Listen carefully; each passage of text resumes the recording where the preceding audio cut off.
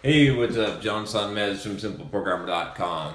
So a while back here, I guess not too long ago, I did this video on the top 10 books you should read for 2016, or basically my top 10 books of all time at this point in time. But I alluded to some more books that didn't make the list. So I actually have 12 more books here that I'm going to talk about briefly that were very close to making that list of top 10. And some of these could dip into that top 10 or were debatable. They're right on the edge here. But I think that these books are very valuable as well. It's really hard to pick 10 books because there's so many good books out there. But if you haven't watched a video on the 10 books, definitely start with those, and I definitely recommend those books. I tried to pick books that I thought were overall had a huge amount of value, that were not as specific. Some of these books will be a little bit more specifically situational. But yeah, so okay, so let's get into the books here. So the first book is The Seven Habits of Highly Effective People by Stephen Covey. This was a really good book that I didn't realize how good it was when I first read this. I read this a long time ago, and I said, oh, this makes sense, this is good. But as I went back and reread this book, probably in the last couple of years, I gleaned a lot more from it. It's just a really good book. Like the Seven Habits are really good principles. It's a principle-based book that talks about principles that you should really think about and base your life on, especially the prioritization. There's a part of the book where he talks about these four quadrants of basically things that are urgent versus important, essentially urgent and not urgent, and important versus not important. And a lot of times we do things that are in the urgent column but not important, and that's or in that quadrant, and that's not so good, right? Because that's the sort of putting out fires, and it never moves you forward. And so when I started focusing in my own life on doing things that were important and not necessarily worrying about the urgency as much, I ended up getting a lot more done. And I started structuring my life that way, so that I was putting out more of these fires and not allowing more of them to creep up, so I could focus more on the more important quadrant, which is really important. I think there's a lot of really good concepts in that. I definitely recommend reading that book. There's just a lot of really good ideas from that book that are going to apply in anyone's life. The other one, this one really almost made the cut. It's called The Millionaire FASTLANE, and this is a really good book. Put it here. So this book is basically all about how it's that financial guide that really I want to get a bunch of these books, copies of this book, and hand it out to people so they can wake up. It's really harsh. It calls people sidewalkers, which are basically people who are living their life going from paycheck to paycheck, trying to get by, that aren't even really thinking about the future. And then there's the slow laners, which are the typically smart people that are investing, putting in money in their 401k and saving them for retirement. But he says that, basically that these people, it's great, but you're going to get, when you get there, you're going to end up old and rich, and so, or wealthy, or maybe if you can even retire, and then you're not going to be able to enjoy it. And then he talks about the fast lane. He talks about the ways that you can move into the fast lane, which is building business. And he talks about what kind of business to build and how. He's got very practical advice, and he really paints a picture for you. It's the reality that most people don't want to face. And I think it's just a really good book because it will open up your mind to realizing that you're going to be in one of these lanes. And for a lot of my life, I was in the slow lane. I didn't realize, I just planned on doing real estate investment. And so maybe it's like between the slow and fast lane.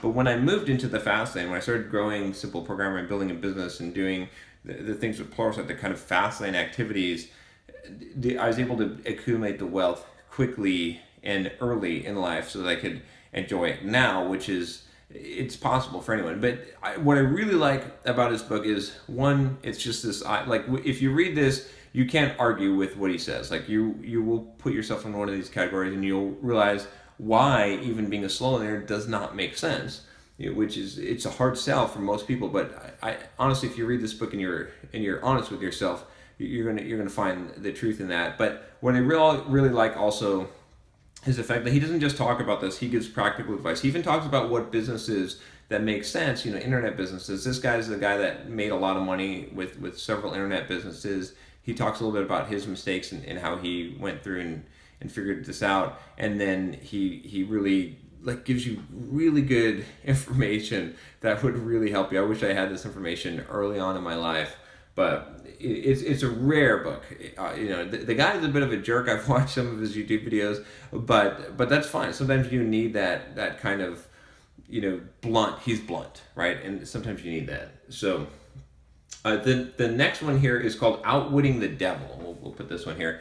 This is one of those books that's got so much wisdom. It's like so full of wisdom. It's an old book. The story of this book is, this book was written by the same guy that wrote the now I'm just Think and Grow Rich, Napoleon Hill, right?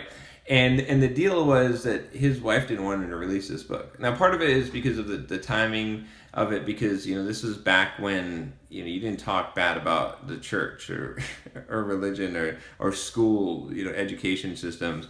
And he rails against both of those things. Not like super hard, but this whole book is a conversation with the devil. It's so cleverly written. It's him talking to, quote, the devil, you know, and having this conversation and learning about the devil's tricks and how he deceives people and tricks people. And it's not a religious book. It's more of an anti-religious book, to be honest. But there's so much wisdom in that. Like, this is and if you're gonna get this book, get the audio version. It's just expertly done. The voice of the devil, so good, but really, really good book. Like, I'm gonna have to listen to it again. A lot of wisdom, you know, timeless type of wisdom, all packed into here. Some of it you might not agree with, but there's a lot of really good, you know, wisdom in that book. And in fact, I'm surprised it didn't make my top 10, because it's got such good information in there. Really like the book. It just came out, like I said, a few years ago. It had been sitting. There was like multiple reasons why it didn't get released. Multiple people did not want to release this book until, you know, after Napoleon Hill's wife died, and then the heirs to the estate, they didn't want to release the book. But it's finally out there, and it's well worth it. It's got, like I said, a lot of wisdom. Then we get to 48 Laws of Power. So you can check this one out here. This one is by Robert Greene, I believe. This is an interesting book. Everyone should read this book. This is a book that I haven't recommended in the past, just because it's such a... I don't want people to get the wrong idea, but I think you got to know this stuff, right? Some of this you should use. Some of it you shouldn't use. You need to be aware of when people use it on you. And it's pivotal to understand how power dynamics work. You know, it's one thing to be naive, but it's another thing to like be ignorantly naive, right? And so you shouldn't be ignorantly naive. This book is sort of a dark book to some degree, right? It talks about power, ruthlessness, how to gain power, how to manipulate people. You know, I firmly believe that the difference between manipulation and leadership is simply whose good is it for, right? It's the same set of skills, same set of charm. A good leader, it leads for the people, for their benefit. A good manipulator does it for their own benefit, but it's the same skill set. So whether you want to use this for bad or good, you have to know what that skill set is, and that's what the 48 Laws of Power is. And it's a really good book, the way it's written, just from the historical perspective. Robert Greene writes some really good books. He's got this other book called The Art of Seduction, which is also interesting. But he writes from history. He takes, you know, stories from history, and then he applies them to the principles from them and shows examples of how these things work. Really good info in here. Again, not a book that I've recommended in the past, just simply because of the nature of the book. But hey, I'm giving you. I think you should read this book, whether you like it or not. That's fine. You don't have to like it, but it's got a lot of truth to it that you should know in your life. Then we get to Anti-Fragile. This one is by Nicholas Taleb, I believe. I love his books. He's got a lot of really good books. This one was probably the top one I put on this. He's very interesting. He's got like this mathematical... He used to be a quant, and he's got this very arrogant sort of mathematical attitude, and he goes against conventional wisdom.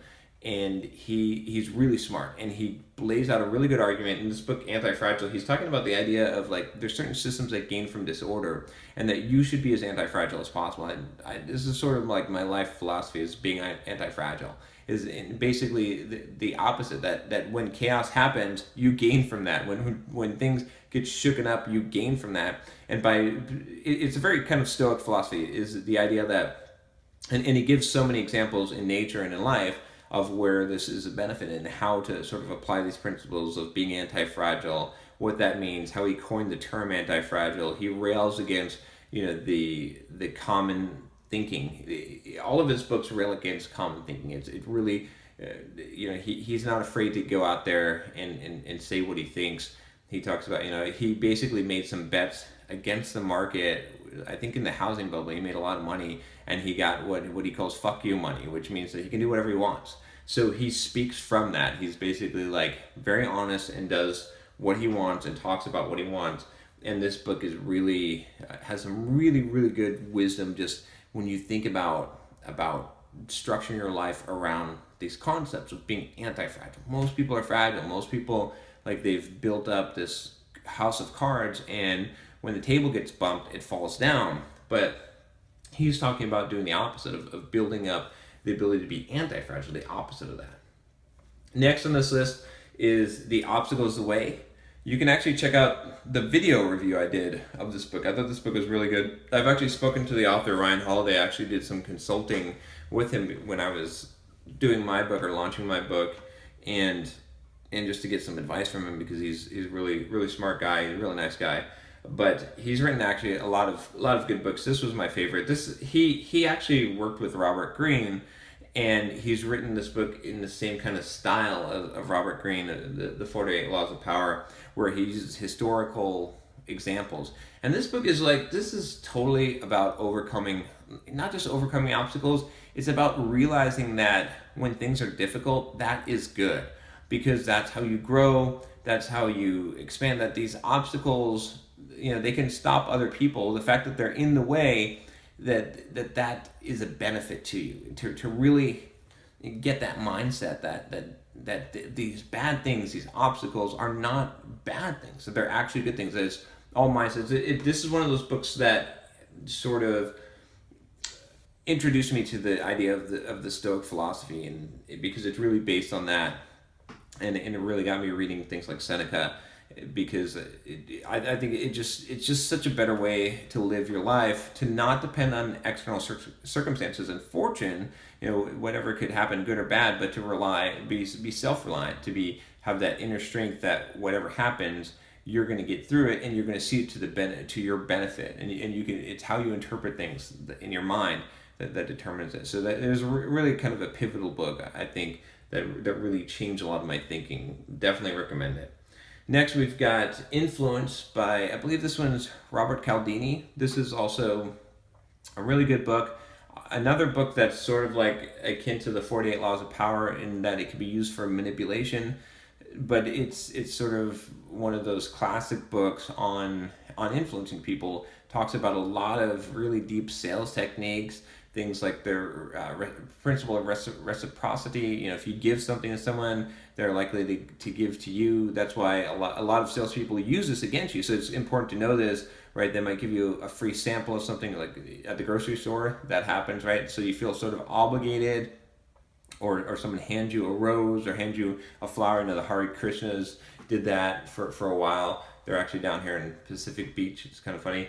But anyway, it goes through, I think, 5 principles of influence, from status. Police in uniforms obviously are gonna have influence because of the uniform. A lot of ways that you could defend against this as a consumer, but also utilize this for good or bad. There's some of this borders the line, like I said, on really deep, dark manipulation tactics.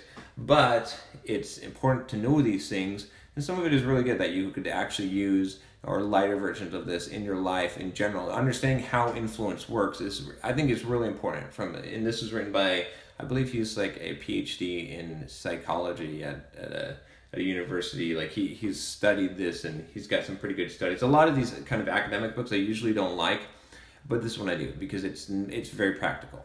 So then we get to The Alchemist. So this is a really interesting book. This is, let's see if I can remember all the authors of this. Robert Coelho, I think, or Coelho.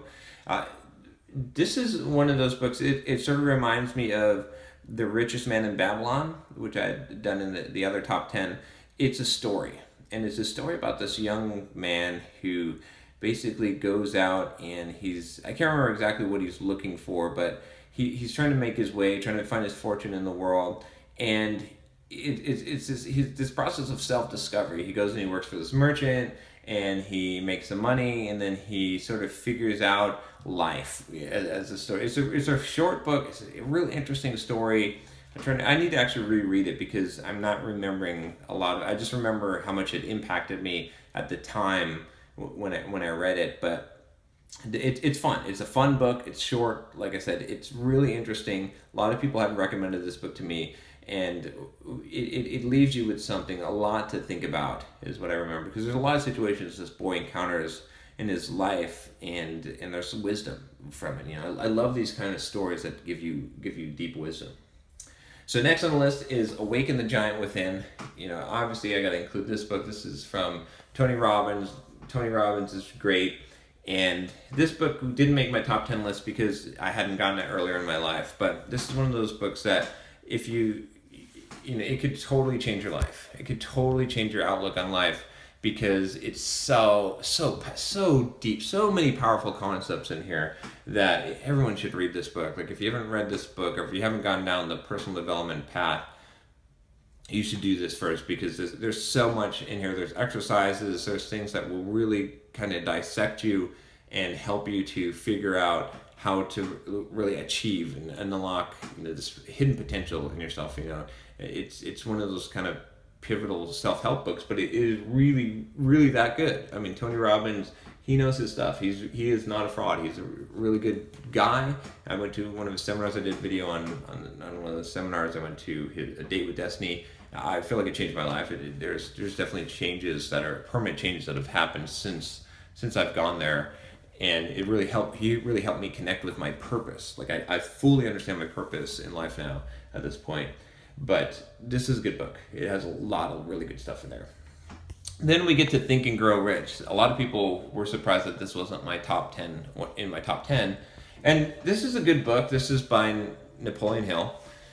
Same author as the Outwitting the Devil. This is his sort of pivotal, book, his big name book.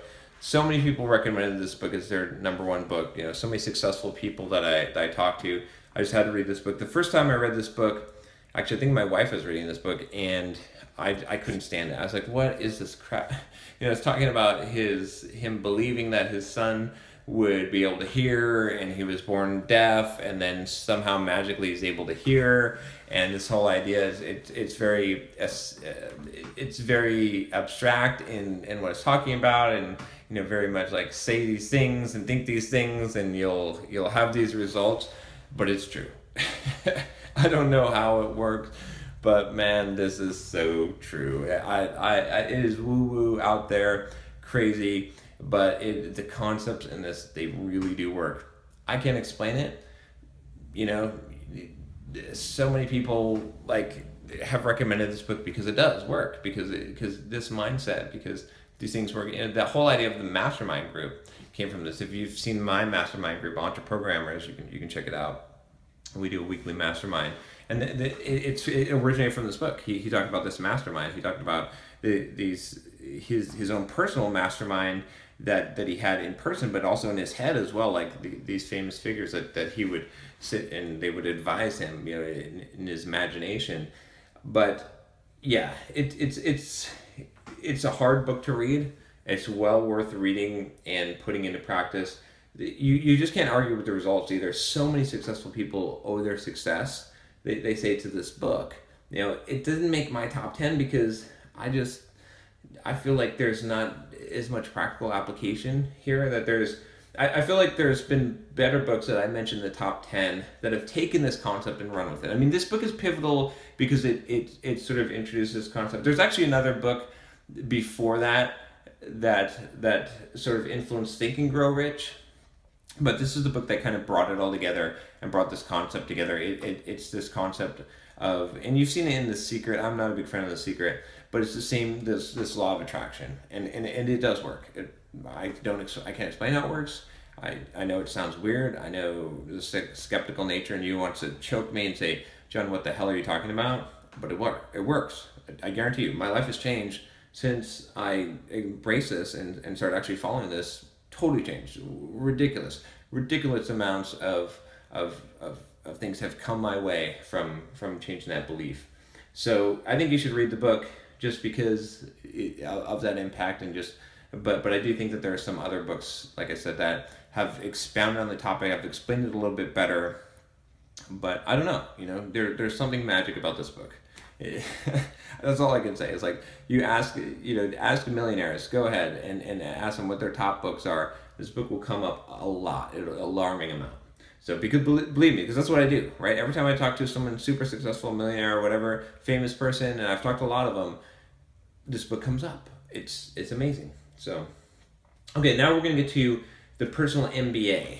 This is really good. This is by Josh Kaufman. I actually met him at MicroConf. When I went to MicroConf, he was there. Really good guy. When I read this book, I was like, man, this book has I know what Josh's reading list is, because he's read the 500 books that I've read, and he tried to condense the wisdom from them into this book, and he did a really good job. Right, I could tell exactly where he basically compiled all this information, he mixed it around, he added his own to it, but he's given you sort of the wisdom from a lot of these books, and he approaches this not from the typical business standpoint, but from the actual real, I don't want to say internet marketing, but that mindset, the self-development, the Tony Robbins type of mindset, that's actually way more important than reading financial sheets and understanding balance sheets and assets and all that. And he does a phenomenal job of it. He's an awesome guy. He did a lot of research for this book. This is one of those books, again, it would have made my top 10 list if I had encountered this earlier in my career. But for someone who hasn't read the 500 books or 1,000 books that I've read and wants to get a jump start on the knowledge that's in him, this is the place to start, because he's already read all those and he condensed them all. Immediately when I met with him, we connected because we think alike, and he's read the same books that I have and gained the same insights and value from them. And these are hard things. There's a certain connection that you find with people that understand these concepts, right?